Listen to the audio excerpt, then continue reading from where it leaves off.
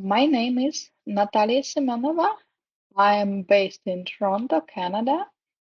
I work for Google Canada for the past 3 years, and today I will be speaking about my experience and the approach of people with certain neurodiversity traits uh, and how they can navigate uh, uh, their traits to build a successful career in information security. Let me share my screen.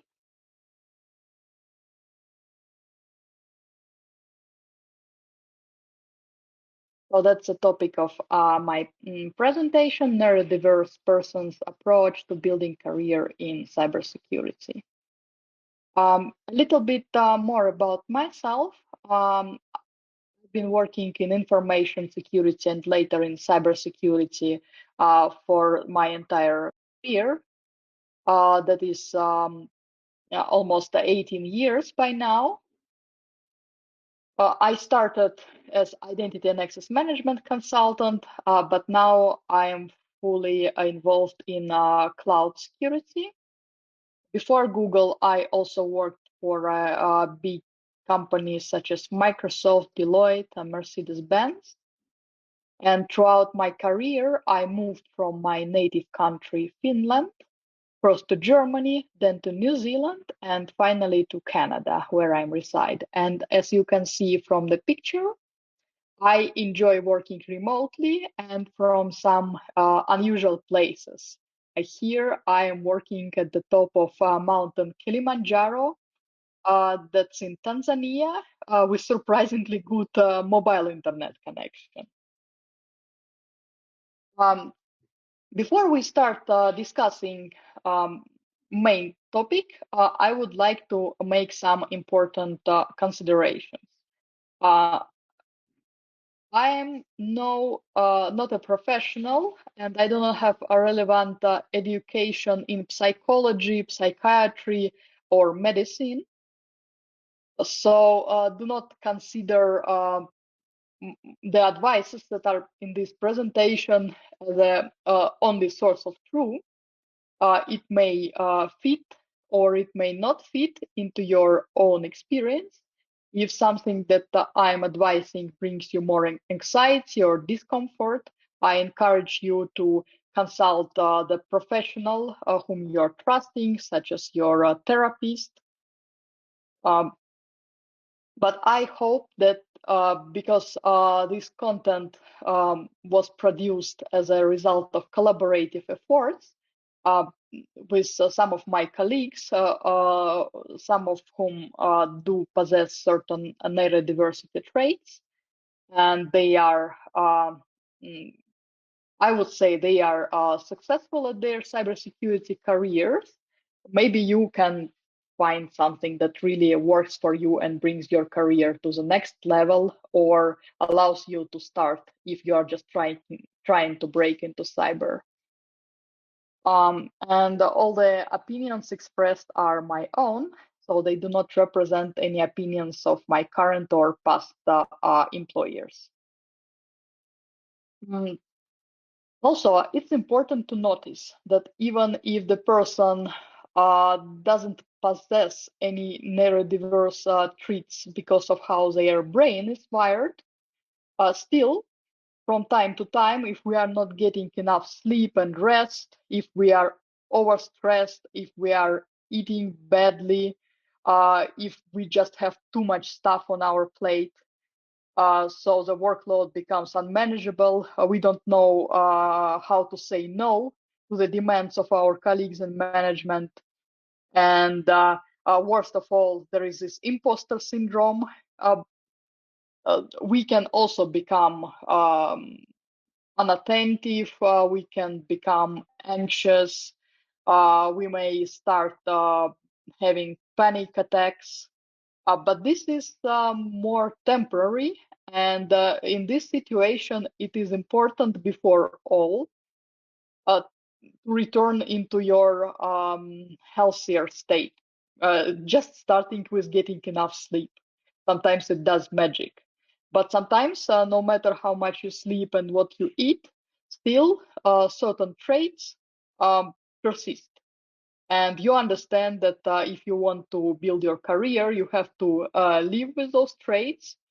You have to uh, arrange your workload so that what you think as a weakness will actually become your strengths. Some people just decide to pass, uh, so to say, as a neurotypical person. So they are trying to hide their traits, but usually it's not the more productive approach, because at the very moment you become just a little bit tired, it will just all come back. And also, it's very depressing to hide all the time who you really are, because it means that deep down you believe that you are less valuable than your colleagues who don't have troubles concentrating or don't have troubles speaking uh, or listening, and so on. So having said that, uh, let's look at the contents of my presentation, um, because it's not possible to speak about every neurodiverse trait that exists in this world in less than 1 hour. I decided to concentrate on the most typical traits that people are having, such as struggling with speaking, so speech processing, struggling with reading and writing, then certain clumsiness, especially in the office setting. Um,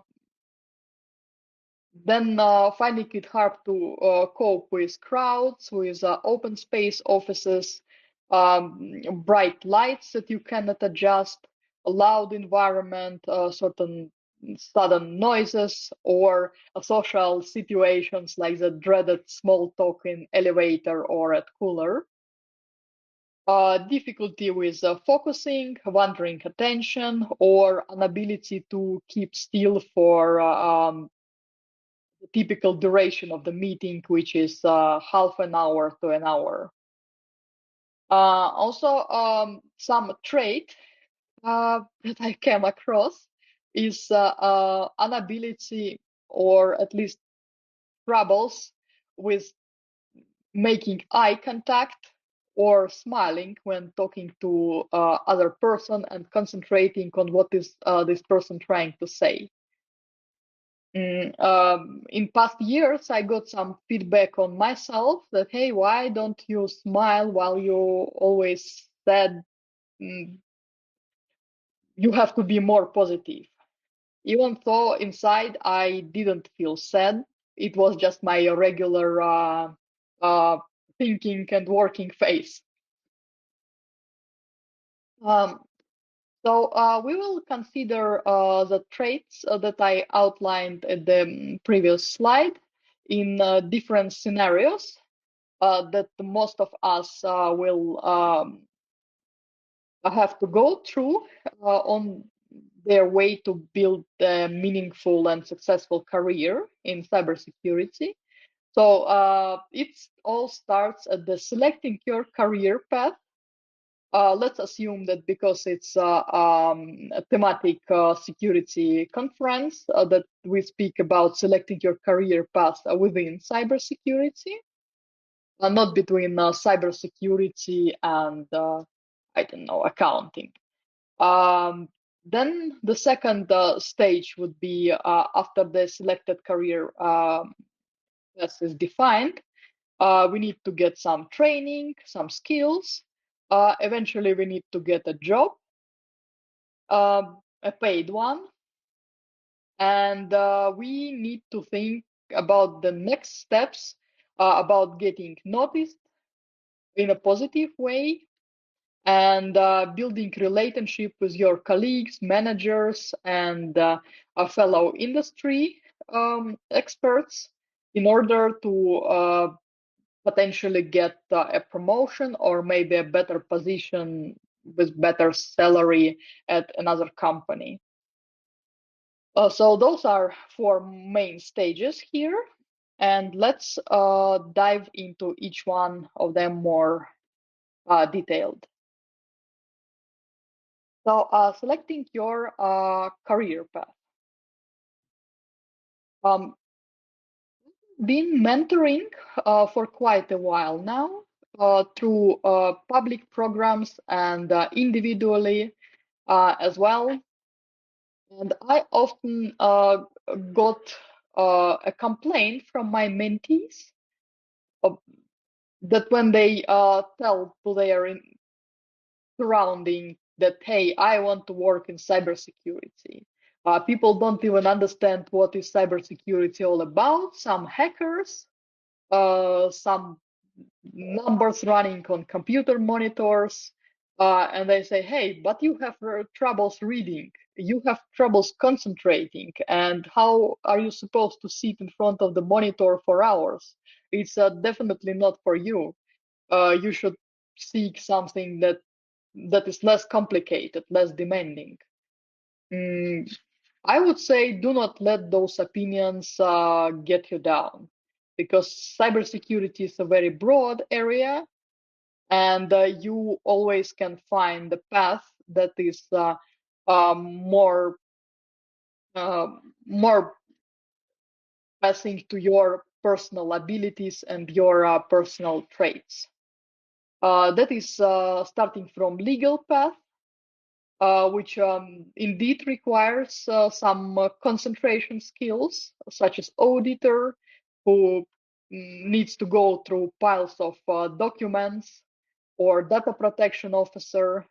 Here is the same, but there are at least 2 technical aspects: offensive and defensive security, that are in fact favorable for people who can multitask, who don't necessarily need to deeply concentrate on only one task.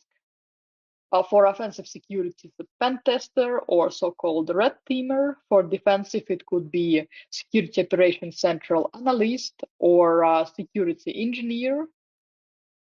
And finally, there is also organizational path. So when you don't do much coding, or at least sometimes you don't do any coding at all, but instead you are creating diagrams, you are creating broader concepts, and this path is really beneficial for somebody who has a wide spectrum of attention. Um, Examples are architect or a team lead. Of course, this is usually not an entry-level position, but you may, if you decide to direct yourself towards this path, you can, for example, start as a security engineer and then progress towards the architect, or you may start as SOC analyst and in a few years become a SOC team lead. So when your surrounding is telling you, hey, no, cybersecurity is not for you, it is critical to find your support group, and ideally also to find somebody who can serve as a good role model for you.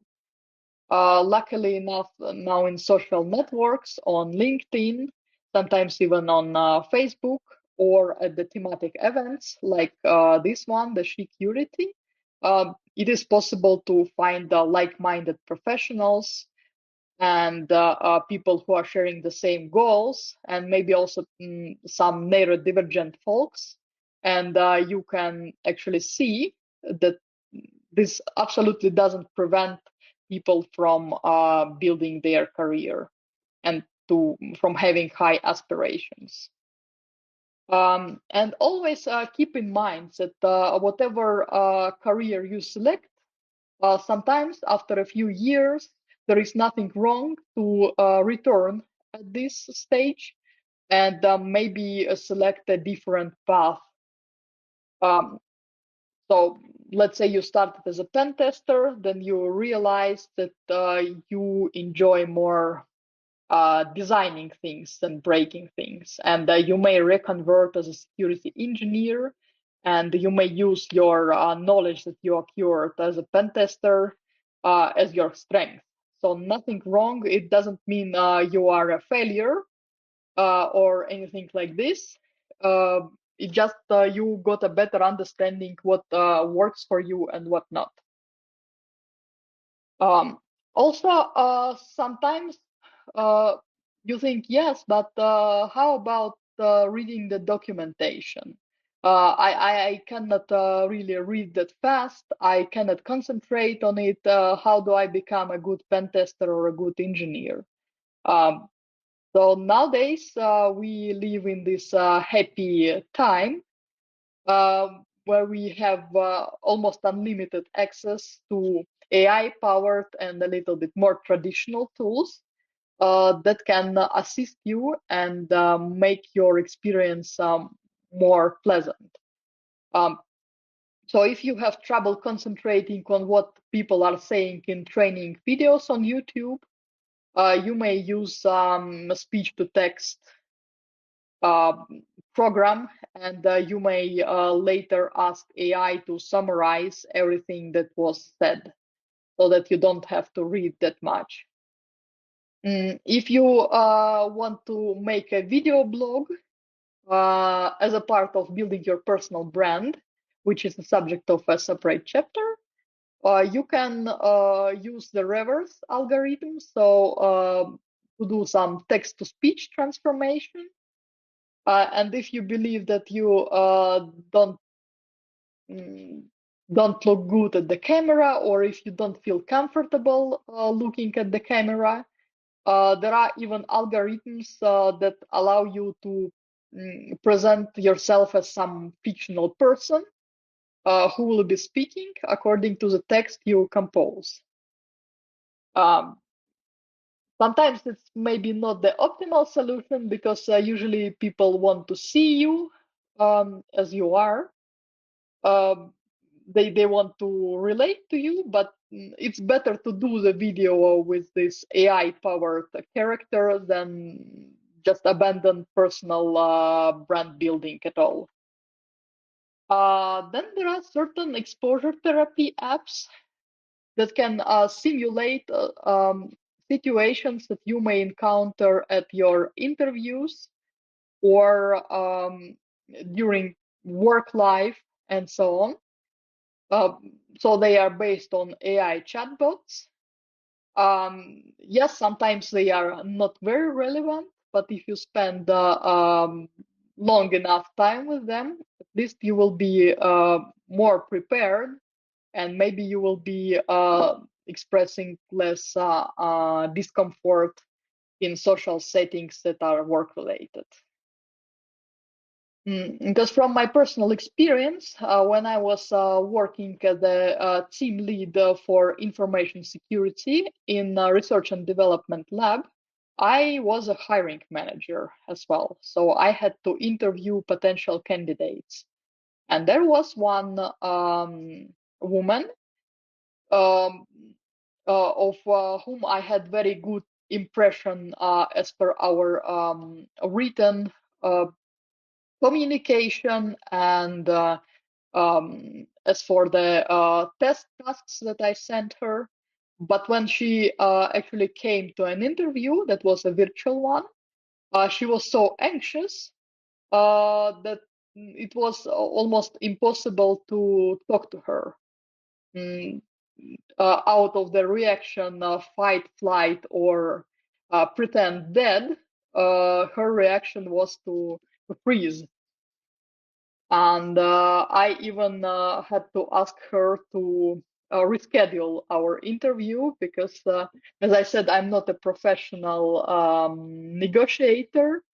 And I realized that if we continue like this, the interview outcome would be not optimal for her. And I was really interested in working with her because I knew that she is knowledgeable. Um, that was before the onset of those AI chatbots. So maybe if she could have trained a little bit talking to this virtual opponent, um, she would express less nervosity. Uh, at least to me, who also have a social anxiety, that is a real help. I noticed that I do perform better. Then for those who cannot keep track of all the assignments and who is trying to create the to-do lists, which end up of the lists of to-do lists and the lists of to-do lists, and then in the end everything gets lost.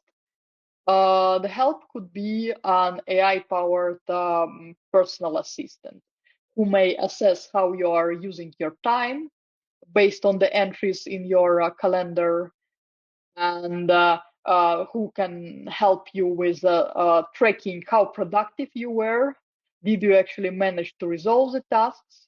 And the algorithm then can predict, based on certain parameters, how productive you would be at a certain time to do certain things.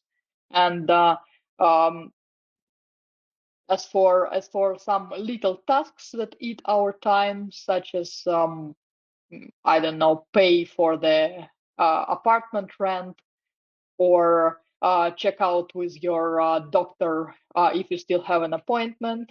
Those personal assistants can already perform those tasks for you.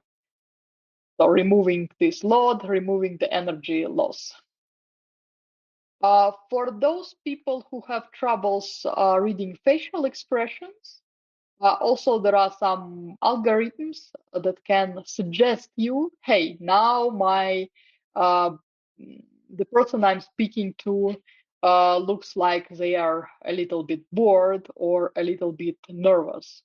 It may be so or not, because accuracy is not 100%, but it's better than nothing. So maybe it gives you a hint, and maybe it gives you an idea to say, hey, are you really interested in what I'm talking about? Would you prefer to talk about some other topic? Or why does it make you uncomfortable? And this brings your discussion to a little bit higher level, and may help you to drive the more successful outcome of the discussion. So those are just some examples of the tools. I do not want to advertise any particular tool, but after this presentation ends, I will share the slide desks, and on the very last slide, there would be some actual tools mentioned. I was not paid by author of any of those tools, so it's just some tools that I was using. Maybe they will help you as well. So that's about the selection of the path. Then next stage would be how to start your career path. So the dreadful reality is that almost no companies want to hire you without experience. And in order to get experience, you have to be hired. So how to overcome this if you believe that your neurodiverse traits make you appear in a worse light than the neurotypical person would appear. First of all, of course, knowledge and experience. Because if you do have experience that you can demonstrate in a form of participating in an open source project, or doing write-ups for capture the flags, and so on, it's better than zero, because it demonstrates that you are really interested and you really dedicate time to this profession. So the problem is not that there is no free training available, that good training is only the expensive training, like the SANS Institute. No, there is abundant amount of free training. The hardest part is to understand if this training is any good. And is this training represents topic that you want to develop yourself in? Because most of the time with mentees, I had issues that they were like, I want to enter cybersecurity. So I'm just watching some random videos about pen testing, about auditing, about how to become CISO, how to become architect, but then I'm not moving anywhere because I'm scattered, my attention is scattered, and I don't know what to do, and I'm not getting hired. So you need to find some area, maybe quite narrow, when you want to concentrate and become really good at it. If you have troubles finding such area, maybe you can consider some program that offers mentoring. Again, there are plenty of free mentorship opportunities out there. The only downside that I experienced as a mentor is that, let's say I am assigned a group of 3 or 4 mentees.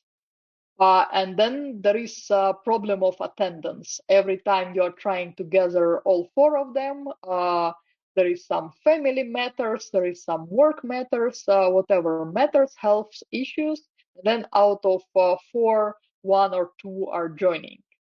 So if this mentorship program dedicated to the teamwork, then you always have half of group working and the second half of group not working, which slows down the progress and maybe discourages the half of the group that is actually trying to work. But don't be shy if you see that the group work maybe is not moving as good as you want. You may try and ask your mentor for some individual sessions. That way you can work on your specific issues and your specific questions, and you can still get a good value of this mentorship program. Then I understand that virtual training, which is 99% of free training, is not for everyone. So sometimes if people have difficulties with concentration, people who are prone to start things and do not end them, procrastinate, or just feeling they are stuck, the in-person training may be really valuable. But it's also understood that for somebody who is at the very beginning of their career, it's sometimes hard to afford all those tuition fees. In that case, I would recommend considering joining meetups. Those meetups could be professional ones, or they can be specific to your aspects of neurodiversity. That means if you have ADHD, or you think you have, uh, any kind of spectrum, or anything other like problems with reading, you can join the thematic group and then look for people who are also interested in cybersecurity.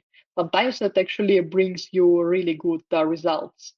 My best cybersecurity buddy comes from female ADHD group. So that was a bit of luck that we actually met.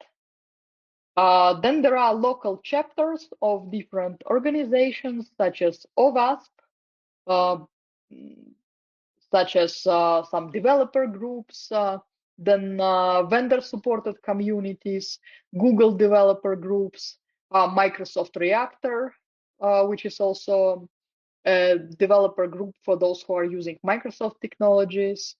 And because they are sponsored by the respective company, usually they are free for attendees. So that's your chance to meet some people in real life, and maybe it will boost your ability to follow the training or participate in open source projects.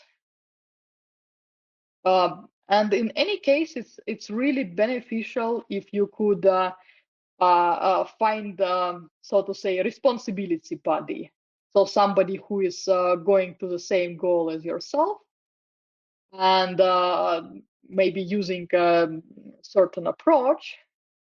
So you can have a mutual help. You are feeling not alone, uh, and you feel that what you are trying to do is actually um, making making sense. Usually, it's not a very good checkup buddy out of mentor, because you are at different stages of your career. But somebody who is at the same stage, and has bright ideas, it really makes a difference, believe me. So getting your first job, um, because many people with neurodiversity traits um, tend to perform significantly worse at the interviews than they would actually perform at their job if they are hired. The best way is to not to just send thousands of resumes to every open position, but actually to network, to let people know you as a person, and let them know that you are looking for a job. And if they already know some of your background, they may help you with organizing interview the way that you would look more beneficial, and you would have increased chance to be rated by your expertise and your experience, and not by the appearance or the fact that you cannot sit still at the interview, or you cannot look straight up in the camera. Um, so for most so to say, neurotypical people, of course, person-to-person connections, physical connections have more weight. But I understand that because of social anxiety or some other traits such as difficulty speaking, it could be challenging. In that case, I would really recommend starting your blog at a social network like LinkedIn.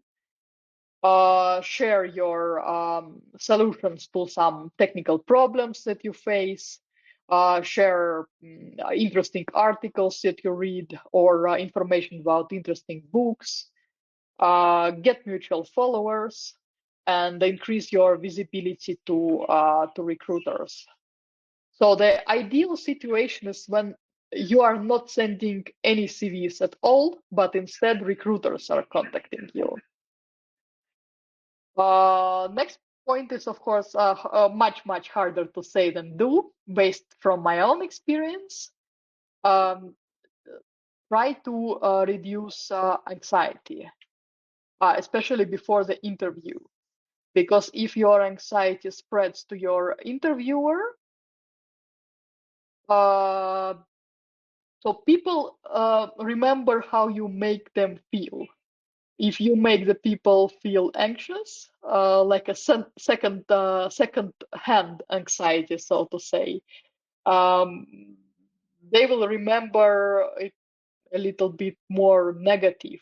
That will reduce your chance to be selected among the other candidates. It's totally normal to feel a little bit anxious, yes. Uh, and I do not have a 100% way for everyone to reduce their anxiety. Everyone knows better what works for them. But still, it's a great bonus if you appear at the interview with self-confidence. I repeat again, practice some interviewing with a specialized AI bot. Some programs even allow you to get a video recording of your interview, so you can see how you appear at this video and if you need to do any changes. The very important, if you believe that certain trait of yours needs to be accommodated, let's say you have troubles reading, be open with your employer, because it is better than it doesn't come as a surprise. Yes, of course, some companies unfortunately may try to pass on you, but you wouldn't want to work in those companies anyways, because it would be really uncomfortable to work in non-accommodating environment, and it would be more stress. And when you're stressed, your career is not progressing. You cannot show the best of yourself. Um, and the last factor here is to build a meaningful relationship at work.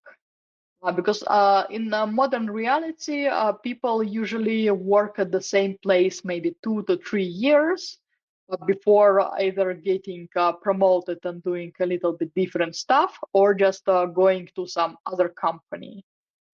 So when you start interviewing again, the other company, most probable you would be asked to provide some references.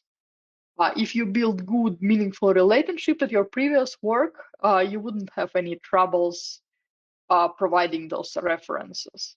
Or another scenario, that one of your former colleagues had moved to some good company, and if they remember you as a good coworker, they may provide you with a reference, which increases your chances to get hired. So they may just send you an invitation to apply. That's a huge bonus, at least in such companies as Microsoft, Google, or Amazon. Um, so now the question, yeah, but I have this social anxiety. I'm dreaded of any kind of small talk. What do I do?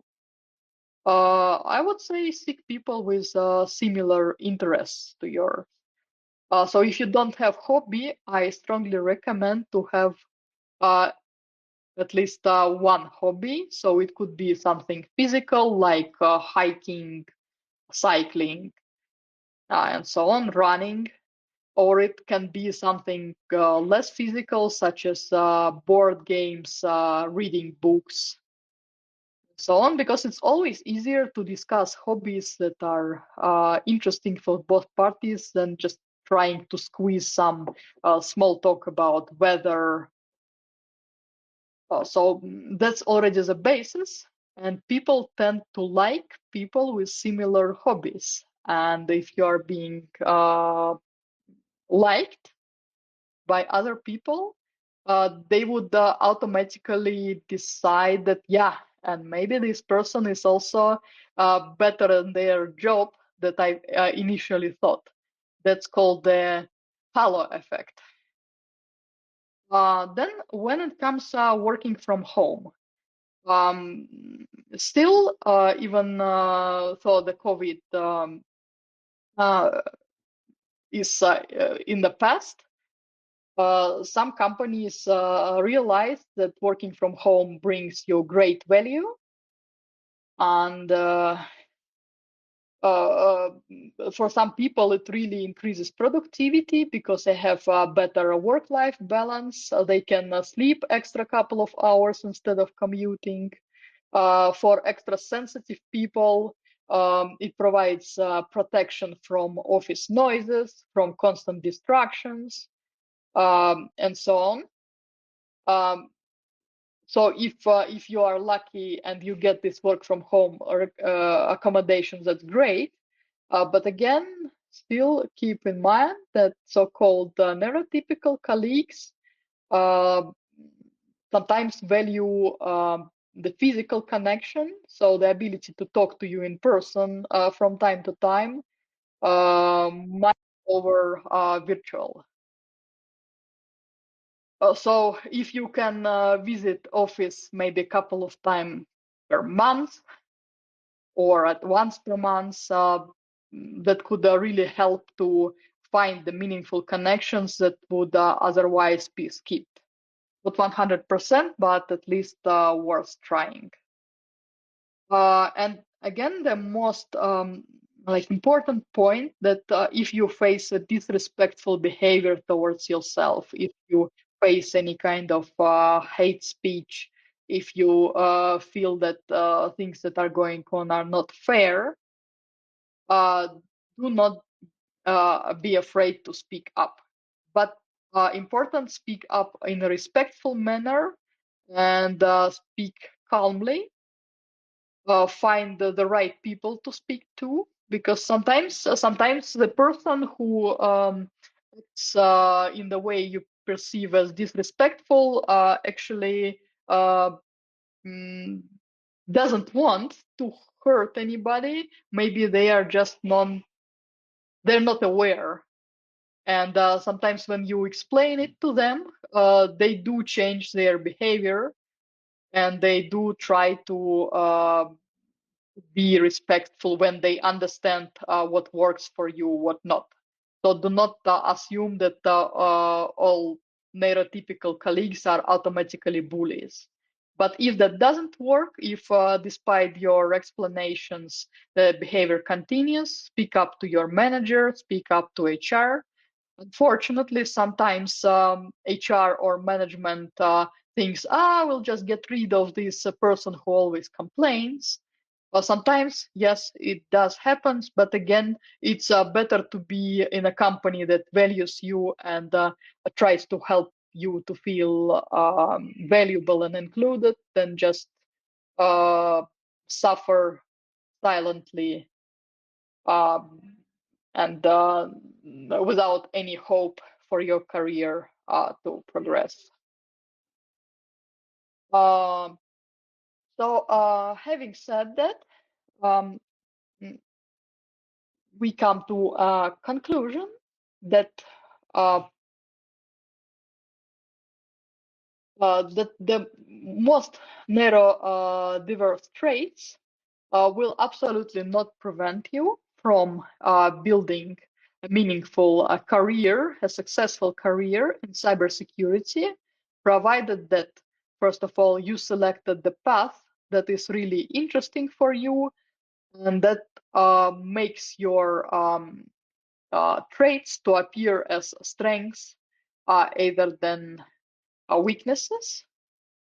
The key corner of building your career, um, apart from actually getting some hands-on knowledge or expertise, is building their relationship.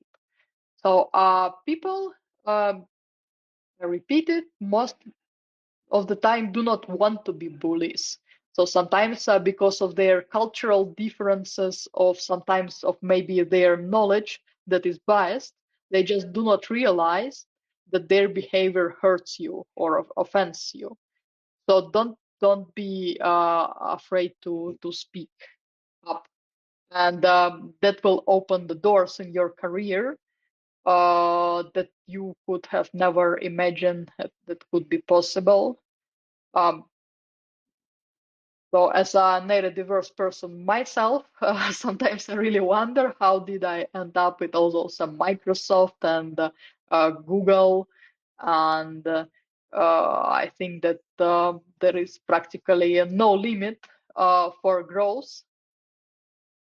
Um, considering that I'm keeping my imposter syndrome at bay, which says me, hey, but you are afraid of public speaking. You do know 7 languages, but you can hardly produce comprehensible speech in English, which is not your first language. I'm saying no. Still, I believe I have things to say, and uh, even if my speech is a bit hard to understand, there is always this text. So, having said this, um, I think the questions appear in my moderator panel, but if they are not, here is my LinkedIn account. Don't feel shy to connect, to say hi, or to ask me any kind of questions about building your career or maybe a bit more technical. And I would like to thank you for your attention.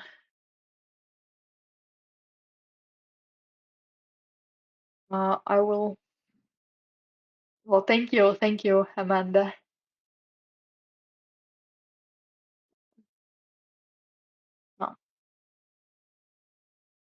Uh,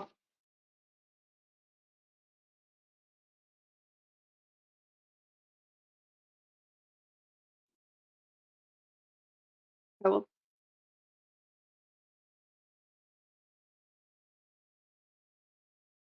I do have some live conversations, but not sure if I see the questions.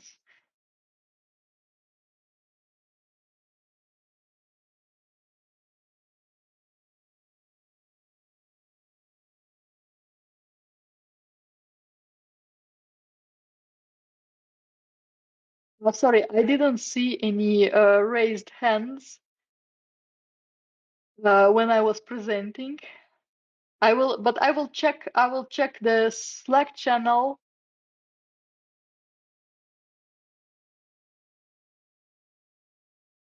and I will share the presentations with you afterwards for those of you who skipped the beginning.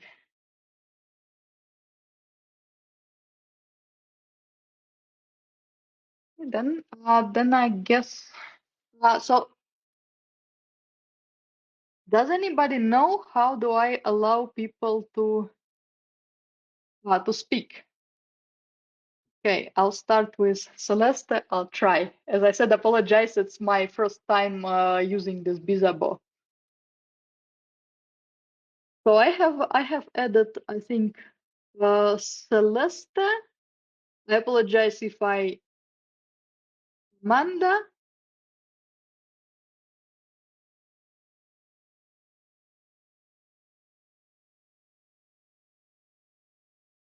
Regarding the interviewing tools, I will post the slide in my presentation, which you can use to navigate through those tools.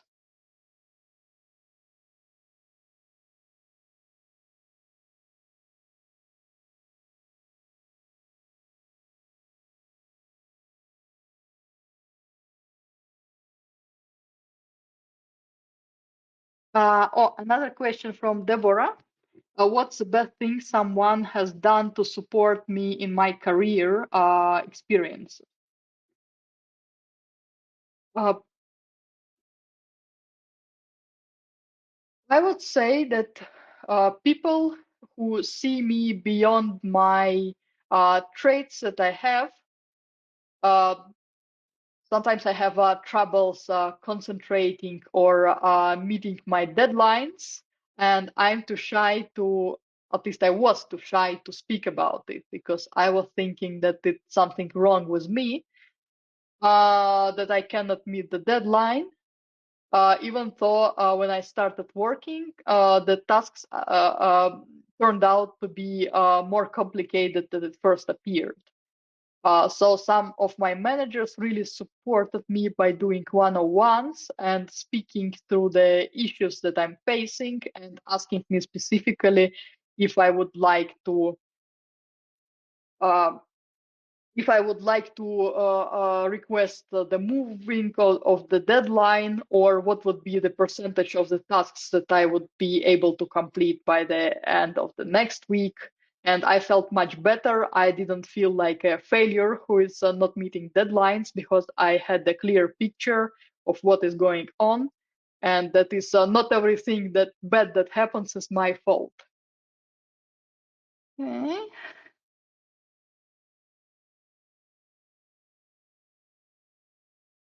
I'm trying to add people to speaking.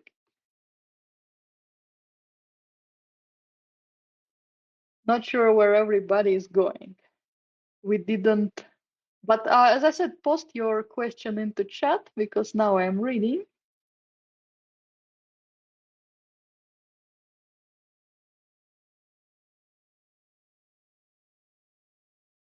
I think for those who lost the recording or lost the presentations, everything would be published on the security website for you to revise.